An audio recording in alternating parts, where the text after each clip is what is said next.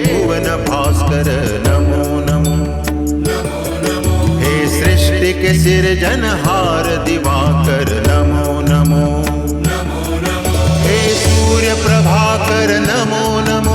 आदित्य विभाकर नमो नमो। हे भानुतिमिरहर नमो नमो। हे रवि भुवनेश्वर नमो नमो।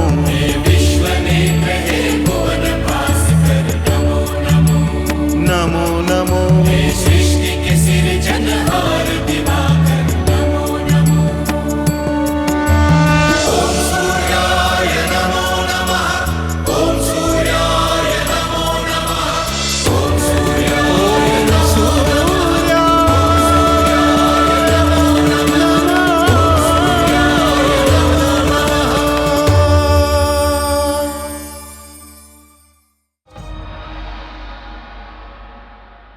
जानती हो प्रिय, जब भी मैं आपके साथ होता हूं तो ऐसा लगता है कि इस संसार में हमारे अतिरिक्त कोई है ही नहीं। किंतु जब मैं आपसे दूर होता हूं तो ये संसार रंगहीन लगता है, रसहीन लगता है।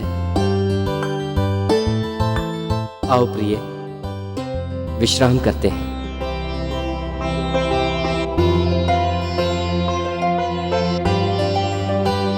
स्वामी को मुझसे कितना प्रेम है, किंतु मेरी बहनें भी तो उनकी पत्नियां हैं और स्वामी ने तो उनका मुख भी ना देखने का प्रण कर लिया है। और मेरी सारी बहनें समझती हैं कि उनकी दुर्दशा का कारण मैं हूँ। मैं कैसे उन्हें समझाऊं कि ऐसा नहीं है।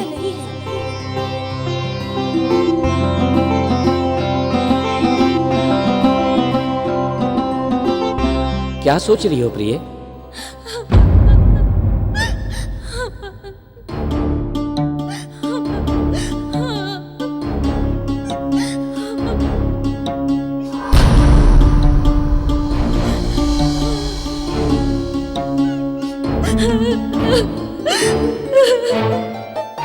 चुप रहो तुम। अब रोने से क्या होगा? रोने के अतिरिक्त हम कर भी क्या सकती हैं?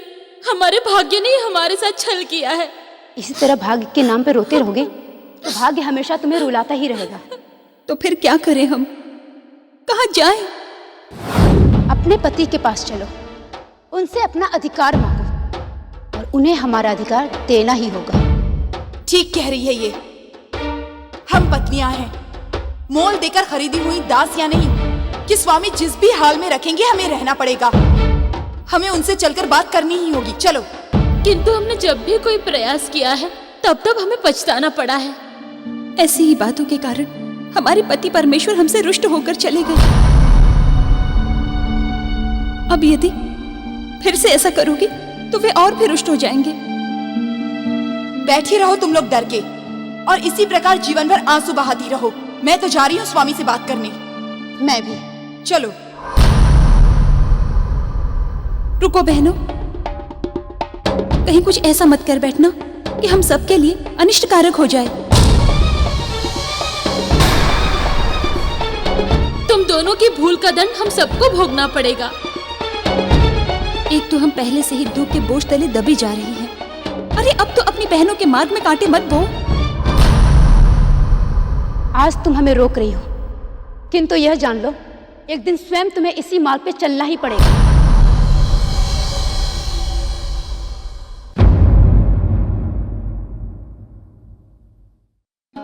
प्रियतमा,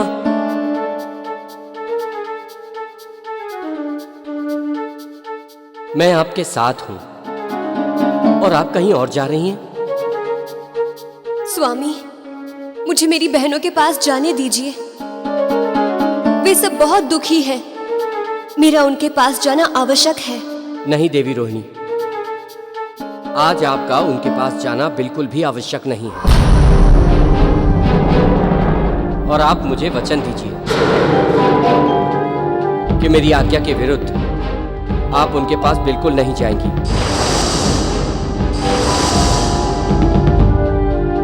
स्वामी, वे सब मेरी बहनें हैं, मेरी सगी बहनें, मेरी सहोदराएं। मैं जानता हूं देवी रोहिणी, किंतु आप मेरी बात का भरोसा कीजिए। मैं जो कुछ भी आपसे कह रहा हूं उसको मानने में ही हम सबका भला है। इससे चंद्रलोक का वातावरण सुखमय और शांतिपूर्ण होगा। अपनी बहनों से मेरे संबंध तोड़ देने में हमारी क्या भलाई है स्वामी? हर बात समझाई नहीं जा सकती देवी रोहिणी। बस आप इतना समझ लीजिए कि आपको हमारी सौगंध है और हमारी आज्ञा के बिना आप उनसे मिलने नहीं जाएंगी।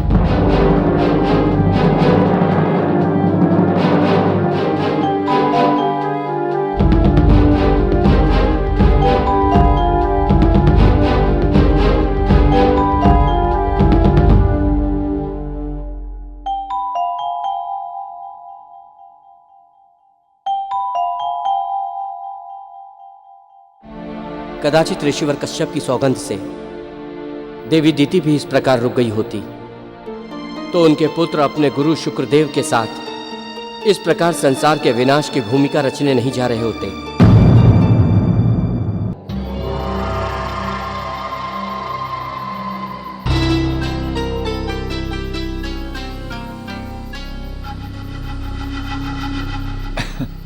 कुछ भी कहो, हमारे गुरुदेव हैं बड़े मनोरंजक।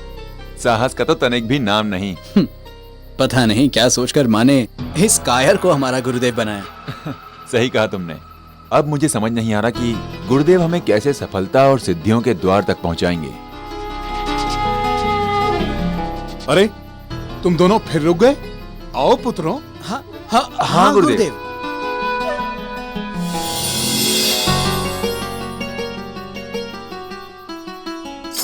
नारायण नारायण। हे भगवान सूर्य नारायण, आप भी अद्भुत हैं। कितने भोले हैं आप कि आपने दैत्य गुरु शुक्राचार्य की मनोकामना पूर्ण कर दी। जबकि आप ही नहीं अपितु सारा संसार जानता है कि दैत्य गुरु शुक्राचार्य आपके प्रति द्वेष की भावना रखते हैं, आपसे प्रतिशोध की इच्छा रखते हैं। नारायण नारायण।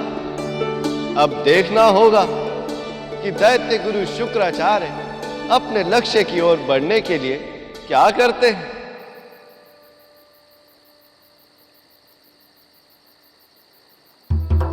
भ्राताश्री, तुम्हें क्या लगता है, ये गुरु सच में तपस्या योग्य स्थान ढूंढ रहे हैं या हमें यूं ही वन में भटका रहा है? मुझे भी ऐसा ही लगता है, क्योंकि माँ ने जो गुरुदेव हमारे साथ किए थे वो ये है ही नहीं। अर्थात? मुझे ऐसा लग रहा है मार्ग में हमारी दृष्टि से बचकर गुरुदेव कहीं और खिसक गए हैं और इस कायर बहरूपिये को हमारे साथ कर दिया है।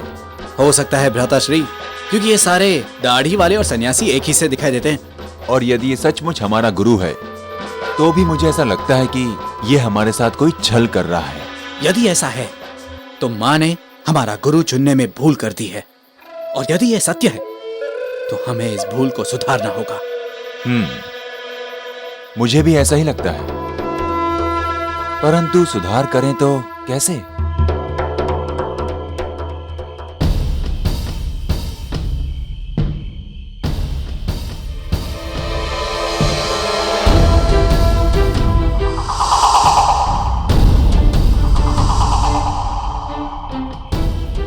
कब आएगा वह दिन जब मेरे दोनों पुत्र अपनी तपस्या पूरी करके लौटेंगे? उनके पास ढेरों सिद्धियां होंगी और वो इस पूरे संसार को अपने चरणों में झुकने पर विवश कर देंगे। जय माता दी की जय। जय माता दी की जय। जय माता दी की जय। जय माता दी की जय। जय माता दी की जय। जय माता दी की जय। जय माता दी की जय।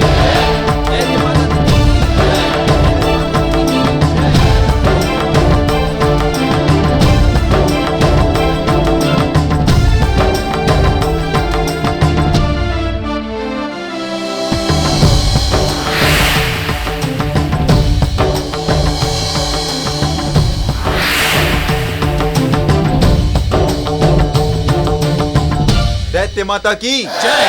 दैत्य माता की जय। दैत्य माता की जय। दैत्य माता की जय। पुत्रों, जाओ और जाकर स्वर्ग पर अपना राज प्राप्त करो। और उस कुलघातिनी अदिति के पुत्र इंद्र को वहां से इस प्रकार खदेड़ बाहर करो कि वह फिर कभी वहां देखने का भी साहस ना करे। आपकी आज्ञा सर माथे पे माँ, हमें आशीर्वाद दीजिए, हम युद्ध में विजय प्राप्त करें। मेरा आशीर्वाद तो सदा तुम्हारे साथ है पुत्रों। अब शीघ्र से शीघ्र जाओ और उस इंद्र को अपने सही स्थान पर पहुंचाओ। जो आज्ञा माते। दैत्य माता अदिति की जय। दैत्य माता अदिति की जय। दैत्य माता अदिति की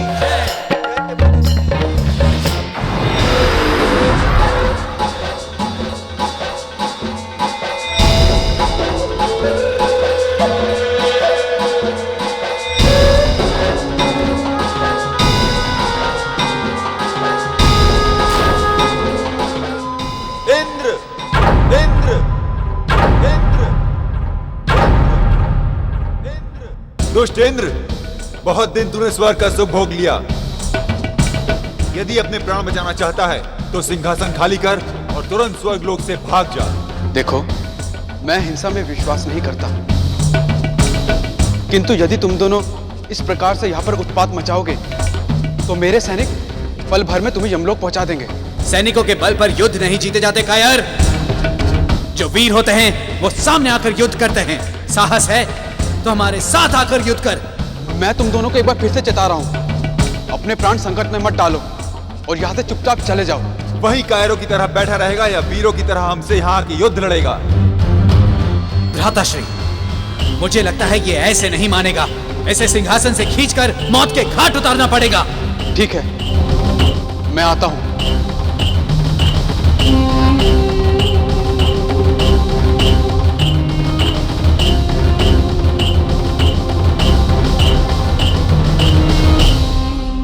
किंतु दो लोगों का एक के साथ लड़ना वीरता नहीं कहलाता। सही कह रहा है तू। तेरे लिए तो मैं अकेला ही काफी हूं।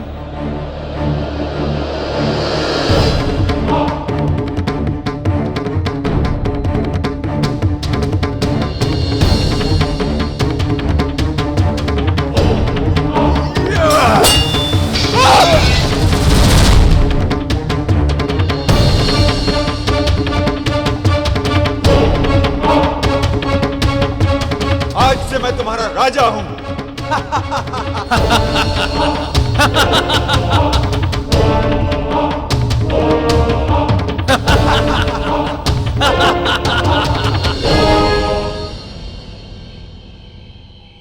पिताश्री? हाँ, किन विचारों में खोई हो तुम? किंतु आप इस समय? ये तो बहुत अच्छा समय है। रात्रि का अंतिम प्रहर है, भोर होने वाली है, किंतु तुम इस समय तक क्यों जाग रही हो? मैं रात्रि भर अपने सुपुत्रों के विषय में सोचती रही। उनके विचारों में डूबे डूबे नींद ही नहीं आई। उनकी चिंता छोड़ दो पुत्री, तुम्हारे पुत्र बहुत सुरक्षित हाथों में है। शुक्रदेव से सर्वश्रेष्ठ गुरु तुम्हारे पुत्रों को मिल ही नहीं सकता। नहीं पिताश्री, मैं चिंतित नहीं हो रही थी, मैं तो प्रसन्न हो रही थी। किंतु आप यहाँ इस समय? हम सोच रहे थे कि वापस अपने राजधानी चले जाएं। यात्रा के लिए समय बहुत उचित है। नहीं पिताश्री, अभी मुझे आपसे कुछ काम है। अच्छा, क्या काम है, बोलो। मैं तपस्या में लीन अपने पुत्र को बस एक बार देखना चाहती हूँ। आप मुझे वहां लेकर चलेंगे? ये भी कोई कहने की बात है पुत्री? जीवन में हमने कभी तुम्हें आज तक ना कहा है जो आज कहेंगे। तैयार हो जाओ। अभी होती हूँ। किंतु पिताश्री, कहाँ होगे मेरे दोनों सुपुत्र?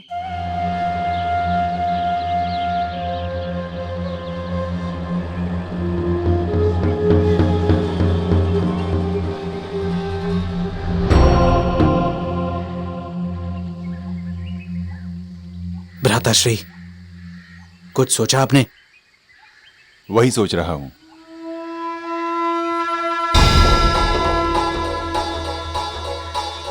आओ मेरे साथ।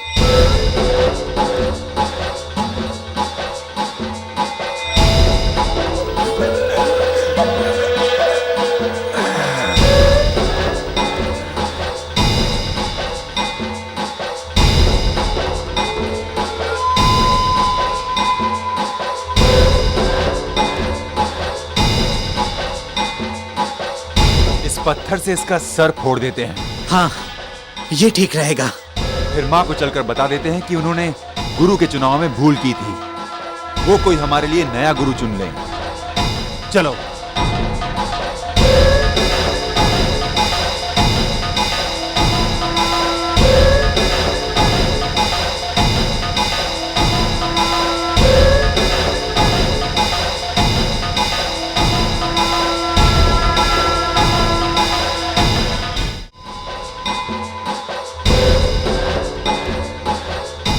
भ्राताश्री, हाँ, ये पत्थर मारने से पहले इसे चेतावनी देकर आक्रमण करूं? नहीं, हम इसे पीछे से आक्रमण करके इसको समाप्त कर देते हैं। हाँ। चलो। रुक रुक रुक। क्या हुआ? अगर हमने इसे अभी समाप्त कर दिया तो मेरी एक इच्छा पूर्ण नहीं हो पाएगी। कौन सी इच्छा? मेरी इच्छा है कि इसका जूड़ा पकड़ के मैं खींच दूं।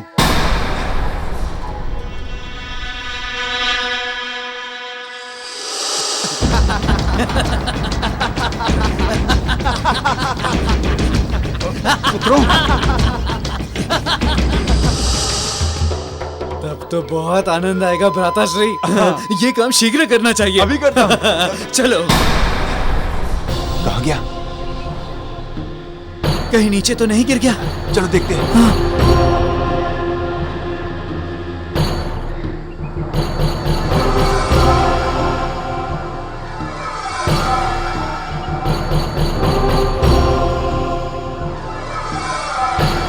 यहाँ तो नहीं है।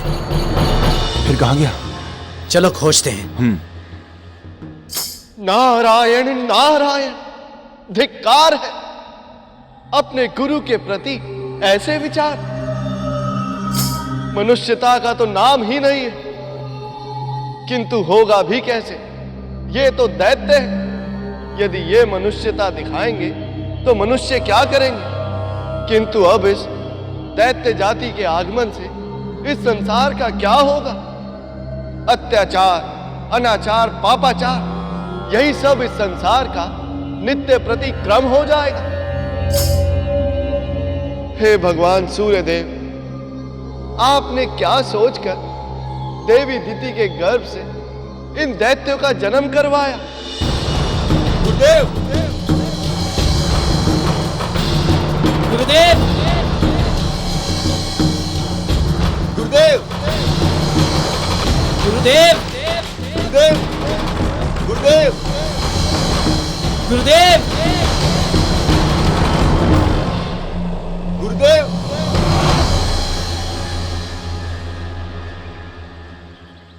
पुत्री दिति, हमारी नातिन सैनिका कहाँ है? अरे हाँ, उसे तो मैं भूल ही गई। न जाने किस दशा में होगी वह। किस दशा में? तात्पर्य? तुम्हें नहीं पता कहाँ है वो? वह संध्या के समय वन प्रदेश में भ्रमण करने गई थी, अभी तक वापस ही नहीं आई। वन प्रदेश भ्रमण करने संध्या के समय, वो भी अकेले? तुमने उसे जाने क्यों दिया? उसने मुझसे कहा कि मेरे बल के सामने वन्य पशु क्या है।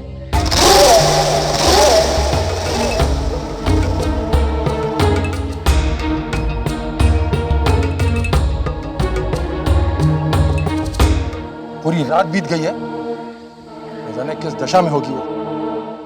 ठीक है, तुम यहीं रुको, हम अभी से ढूंढ कर लाते हैं।